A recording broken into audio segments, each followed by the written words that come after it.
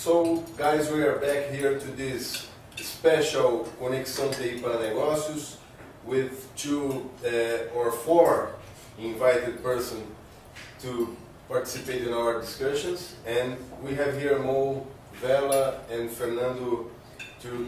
They are opening some new ideas on how new companies can arrive here in Brazil and make business and try to make some relationship with Brazilians and also Brazilian companies. So, Mo, could you tell us about your companies you are presenting here or representing here? Absolutely. As I alluded to earlier, I do business development consulting. So, what happens is, as we all know, especially small to medium-sized businesses, right? They start getting to certain economics professors and business professors have all kinds of names, right, for all these things. But, you know, there's this infancy stage in the business, and then you get to like a mini plateau. And, you know, you hit these levels, right, in the growth of your business where you kind of get stuck, right? So my favorite kind of client, frankly, are those, I should say, that are kind of like we've grown real fast, but now we're stuck at this level, right? So I now reached the $5 million in revenue level, but I've been there for a year and I can't get out, you know? And so what they do is they hire me to help them break out of the 5 million and maybe get to the 10 million in the next 18 months or so. And the way we do that is what Brian said earlier, actually, the value of relationships. So a small and medium-sized business doesn't have time, normally, to dedicate somebody to be out creating networks. Neither money. Right, neither money. They're worried about conducting their business every day and just keeping it going, right? Most of the time, the last thing on their mind is, what am I going to do to grow it to 10 million, right? Yet they want to. So you want to do it, but you usually don't have the resources, right? That's right. So that's where somebody like I come in for my clients.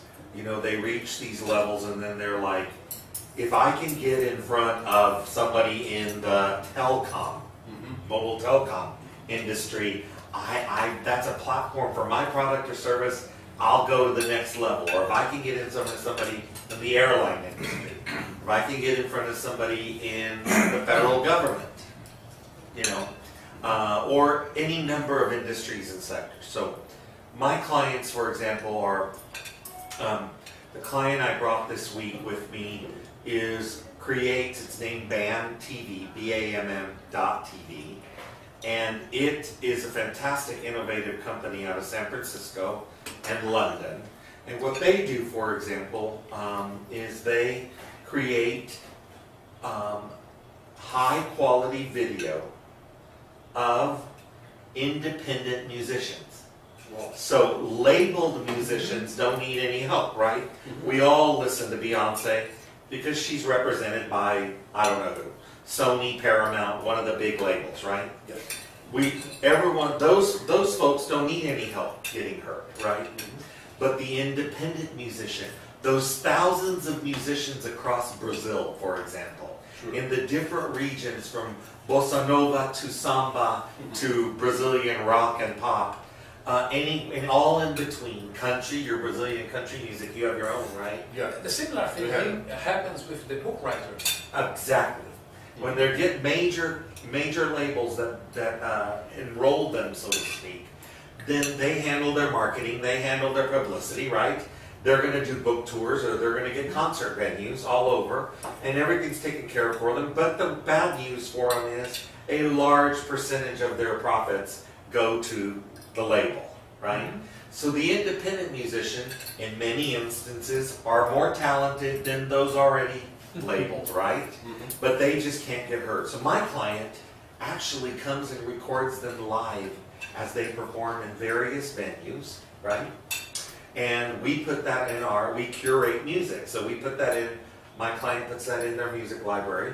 And what we're looking for here in Brazil is a platform to provide that to the Brazilian people.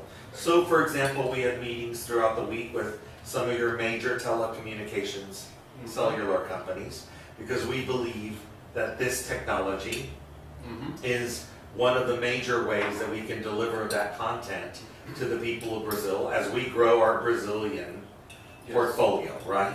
So that's one type of client. It's in the entertainment industry. The type of people we're meeting with here in Brazil are airlines, for example. I have a question. Yeah, sure. For this idea, for this business. Why they don't use the YouTube, for instance, as a platform to sell or even to make it, public? How would you answer that? They do. Well, BAM has an exclusive license, so they'll film an artist, and they'll curate it, they'll process it, they'll put all the bells and whistles on a video, so it could be played like on an MTV or a VH1. YouTube is home videos. You shoot it with your phone, or maybe a camera you bought at Best Buy, or whatever you have here in Brazil, and it's a different quality. So this is different angles, it's multiple shots, it's moving on a track to show, maybe a 360. It's just a high quality curation process. Sometimes it's 5 to 7 cameras. Oh, yeah. So you're shooting from behind, you're shooting from above, you're shooting. There's a set, there's makeup, there's props. Professionals. Yeah, it's like Hollywood level, Hollywood quality. Yeah, it's amazing. And the production is catered and customized to the personality, the spirit of that musician or that band, see? So if it's going to be a samba performer, right, and they want to be, maybe they want their production to be in Rio near on the beach, to reflect that kind of spirit of Brazil. To jump into it, but I think that the best thing that Ben has is the licensing of those independent. No doubt about it. That's what makes the difference. Yes. Because the performer gets his money at the end of the month, directly from them. Yeah. He can use the image worldwide. They have a structure now which they can reproduce to 150 million viewers. Wow. Like those Korean guys, I don't know how to call it Korean. Oh, the Gangnam Style. Gangnam Style. So if you pick up a Brazilian artist and you put him on this market, if by some reason he can become virus, like everybody would like it. Go viral, right? Yeah. So we're I don't want to again predict too much outcome, but we're cautiously optimistic, as we say in English, cautiously optimistic that because of Renato and the congressman and their work with me here in Brazil, that we have met people this week we believe will result in a new opportunity for BAM TV to create BAM Brazil. And thank you. And so another good example of a client that I'm bringing to Brazil is a company called Innovate Wireless Health. Speaking to your technology viewers, right? Another form of technology, BAM TV is its own form of technology. Using that in a very innovative entertainment in the space. This is a more serious initiative. This is a healthcare technology project that what it will do is use SMS, right? Texting, voice over. Is it VOD, I guess? Voice over data, right? And a third way, the cable TV, all using technology to advise a patient of a chronic illness, such as diabetes, congestive heart failure, COPD, hypertension, cancer. Anybody who has to take medication routinely prescribed by their doctor can, with our technology of my client, Innovate Wireless Health, will be reminded through text, through voice, or through cable from a loved one or a caregiver. Many times it's better to hear from your granddaughter, right? Or your daughter, Papai, it's time to take. And not only do you know the name, you will actually see the picture of the pill you're supposed to take. Because the vast majority of patients, as our research shows, they can't remember the name, it's too technical. But they do remember it's the little yellow pill, right?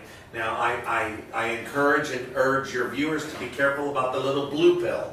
That's a different thing, right?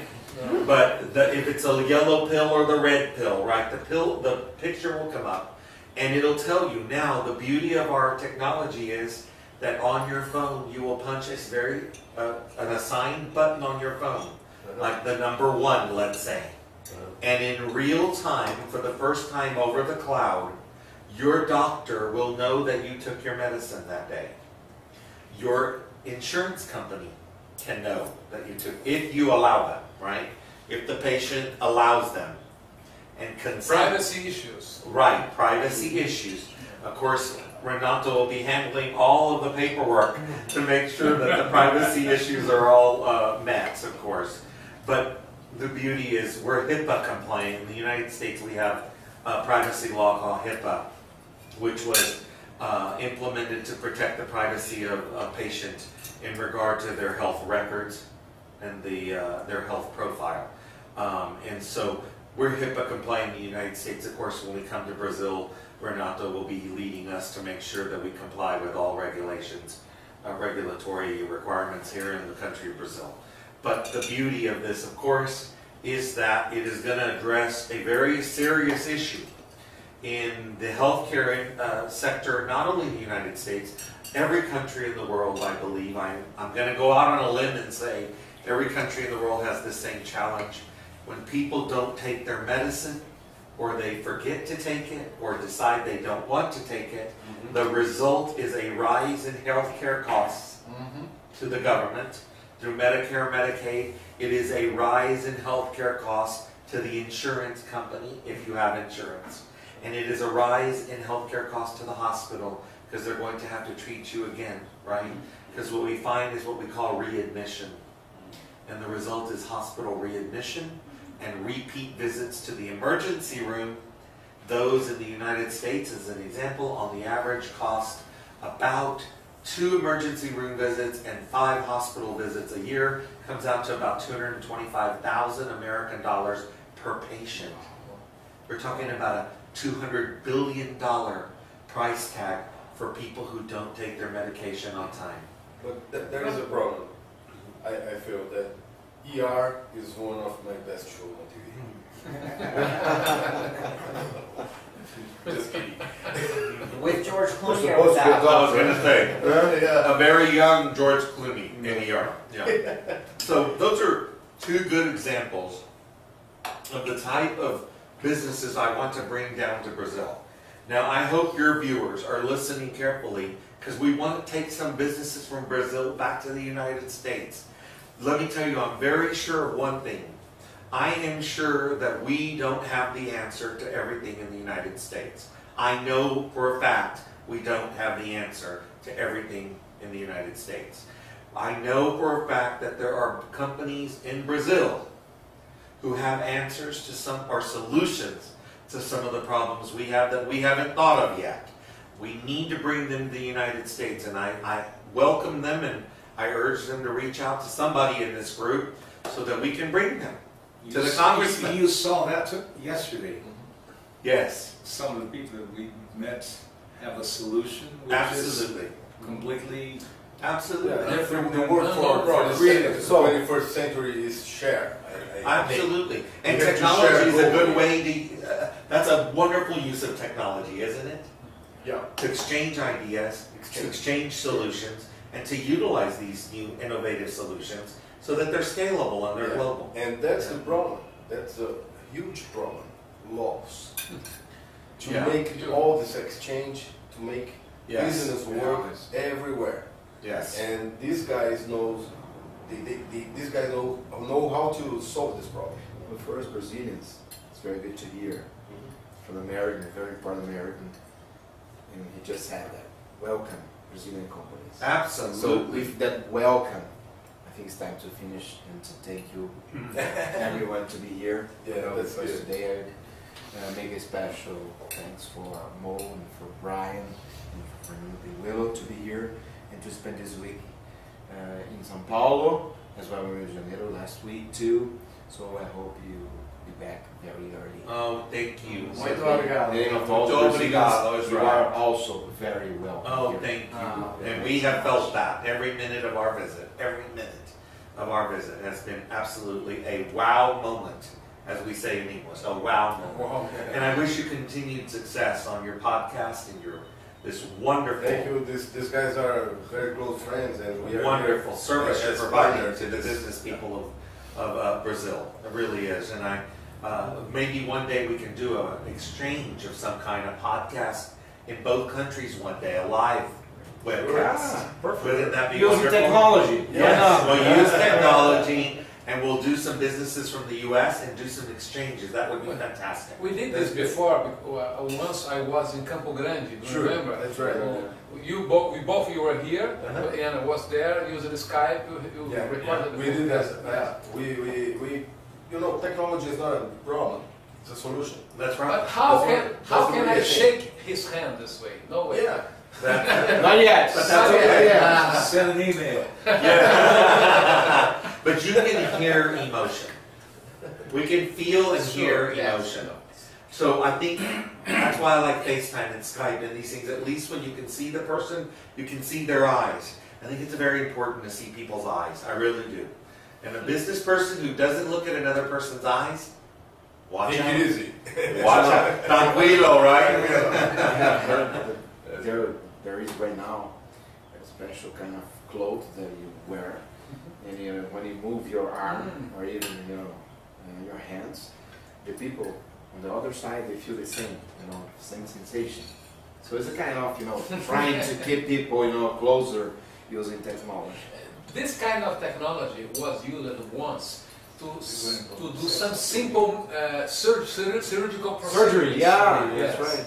Yeah. Not so sophisticated, Robotic. but not a neurosurgeon procedure, but other simpler procedures you can do that using devices like you said.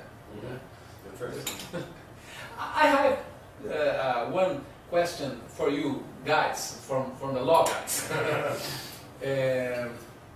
When we are talking about the people that keeps typing all the time, a lot of people use Facebook for chat for today. Can we feel that we are really safe, that no of our chat is being seen from all the people from the Facebook or whatever, wherever the people can spy our chat? Behind the scenes. We asked to Faria Lima when we have the chat. That's right. What you I asked him, what about if Hitler becomes the owner of the Facebook? or Hitler said, how can I say that? Hitler kind of guy. Yes. That's privacy issue, right? Yeah, that's right. right. So That's if you don't mind, number. That's a security problem.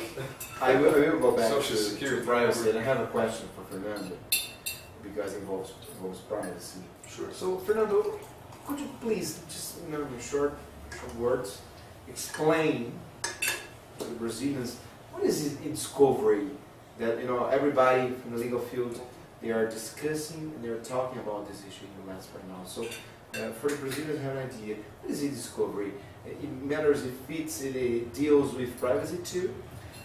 All right, so electronic discovery, more commonly known as e-discovery, is the electronic version of paper documents.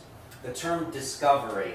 Only paper. Paper document, the electronic version of paper or information.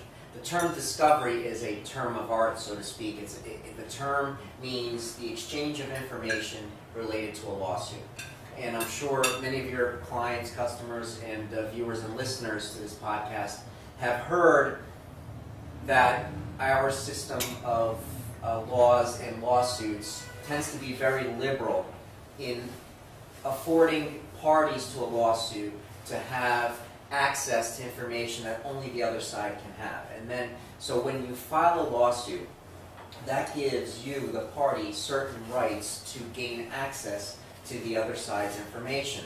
The theory being that if there is a dispute, certainly you will have certain documents, information that will support your claims, but the other side's going to have important information related to that lawsuit.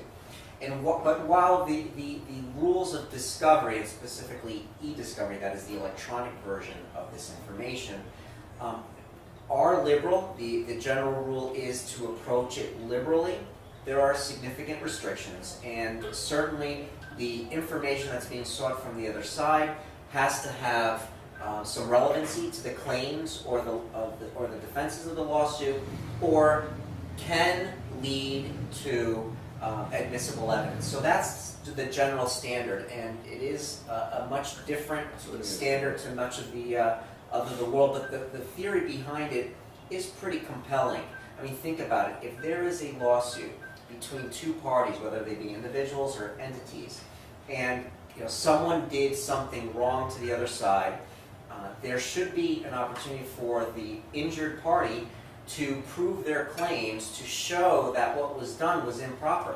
And the only real way to do that is to get access to that information. So that's generally what discovery is. Electronic discovery is just taking that same concept and adding the element of digital data. And now that we're seeing that many, if not most, nearly all of the businesses either transact their business entirely in digital formats, certainly significantly. Thank you very much for very We never know. direct And explanation. that is my 13-week course at the Seton Hall Law School on Electronic Discovery in about 4 minutes.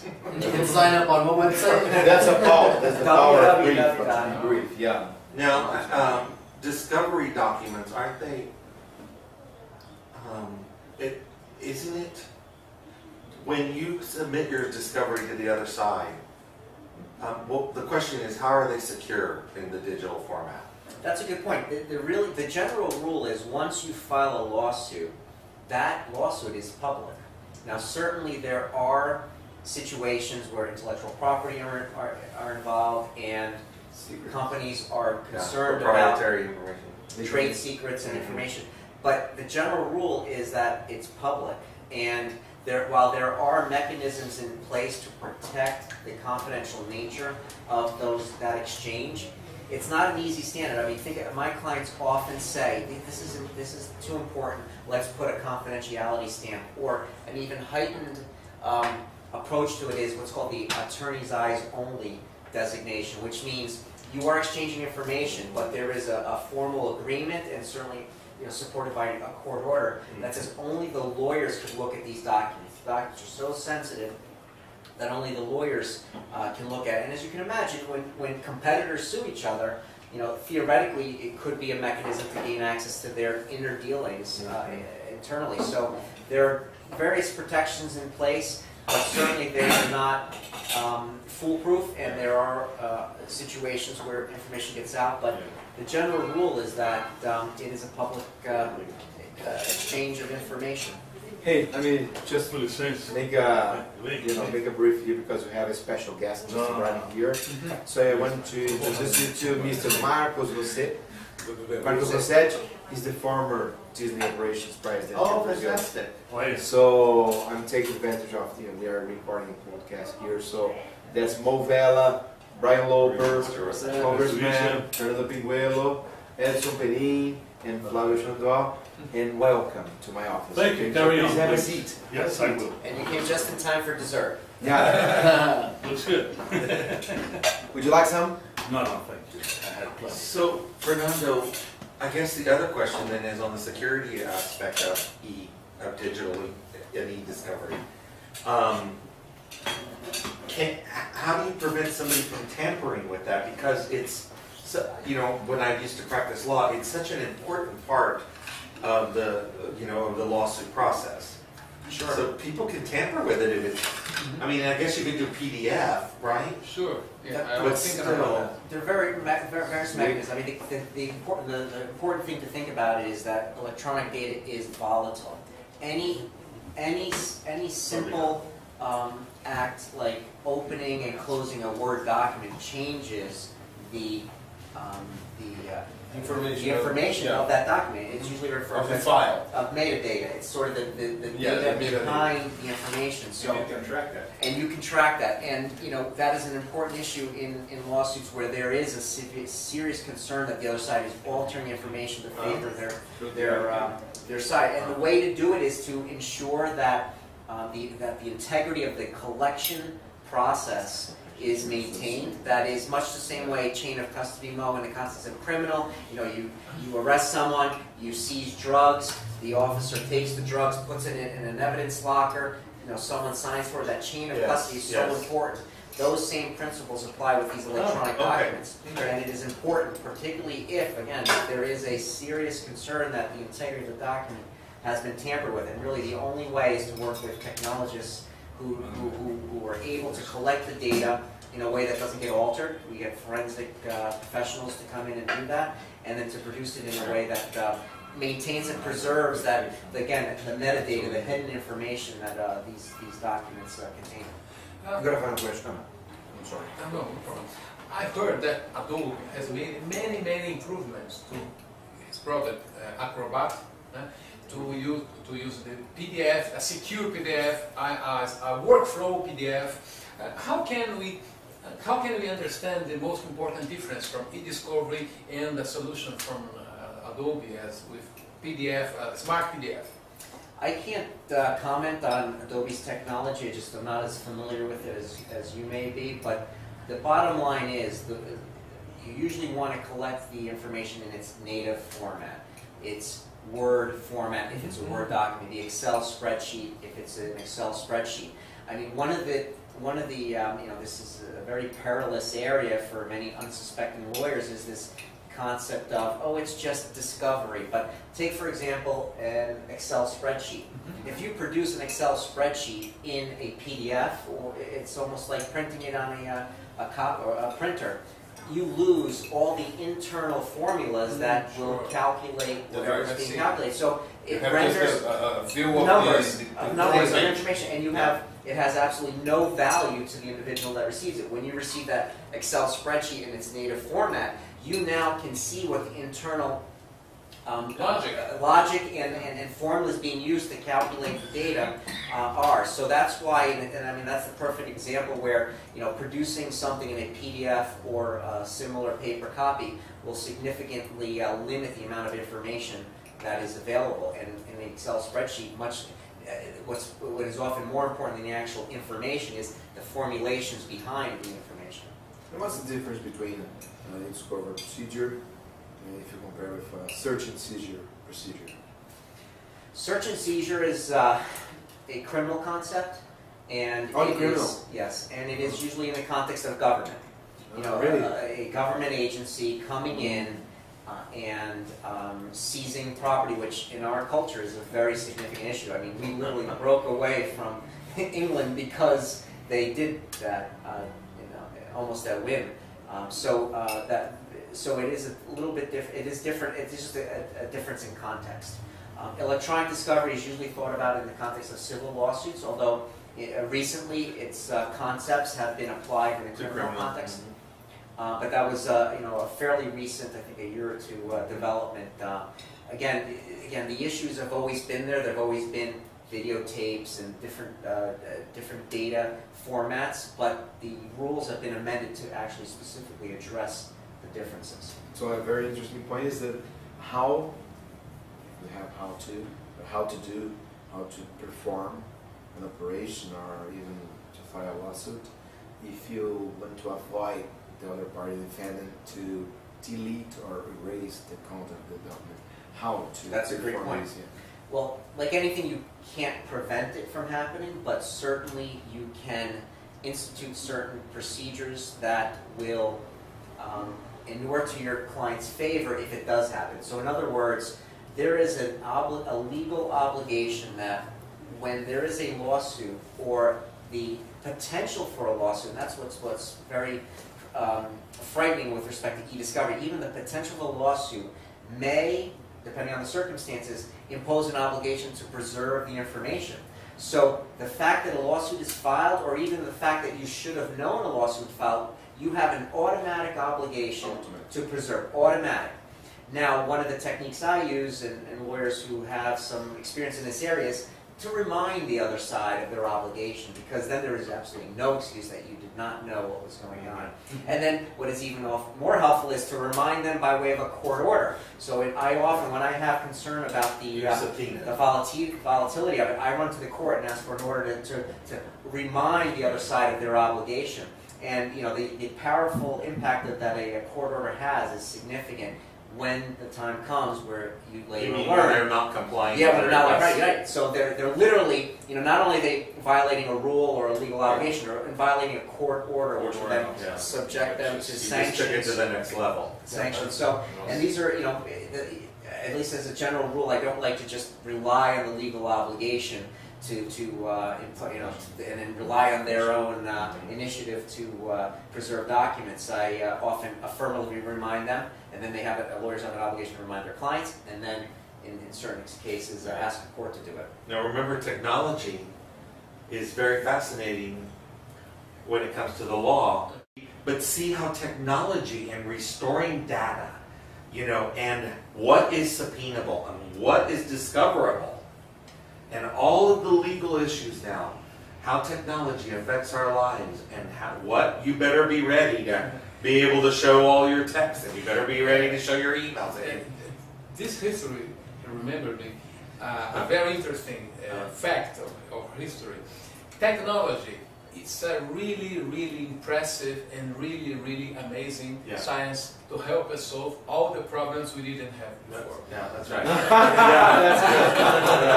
I want to address two quick points. Very powerful. Because they're very important in the context of what he said. The first is, our rules are set up to apply to everyone equally. That's right. You could be the most powerful person in the country, in the universe, in the world. They still have to comply and subject to, let's say, a single citizen filing a lawsuit against the President of the United States. So I believe the lesson here is that, you know, the system is to be applied equally, regardless of whether you are a significant figurehead. The second issue, which is probably even more important and is probably not really known, is even the negligent loss of data in that perfect example, that hypothetical, but it's a real life scenario, is actionable. So if someone makes a mistake and loses data, they are actionable. They can have sanctions imposed upon them. So that is important. Most people might think, well, it's got to be intentional. And that's how the conversation, I think, began. You know, what if there's a concern that someone's going to alter things and intentionally change the dynamic? But the much more real scenario is the negligent maintenance of the data, and that in and of itself could be just as actionable as the intentional changing of it. So that's why it's so important that the preservation obligation be adhered to instantly. And in fact, recent case law, I guess, dates back to 2004 or so.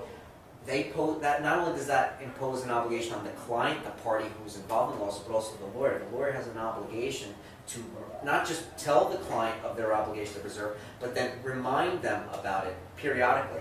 And it's not just a simple, okay, client, do this, that, and the other thing, goodbye, and then, okay, I'm free. The lawyer still has the duty to maintain and make sure the client understands that obligation. Yeah, and thanks to, let me make it clear that, to finish this, my crazy scenario. No, because I want to make it very clear that obviously nobody was incriminated, nor was there any fault found of any kind, including the Vice President, obviously, myself, or anybody else. But the key is what Fernando was saying. It's very, you know, the restoration of data and the use of technology. You know, now backup servers and backup this and, you know, and Cryptography. all of these things. What about Andy? You fire him? No, did not fire Andy. In fact, I let him play soccer again the next Sunday. Soccer on Sunday. That's right. Yeah. I said, you know what, if you want to play soccer, go to Brazil. It's good to the World Cup. And holidays, and vacations. Guys, I would like to thank you very much for being here with us and to have this conversation. Very good show this time. Our podcast is growing a lot with this presence here, and I want to ask you if you want to say something else. It's the first time we have international guest, so it's very important for us. I'm very glad to have the opportunity to be here with you. I hope you come back soon, another time. If you come back to Brazil, you You'll can let have us do another another podcast?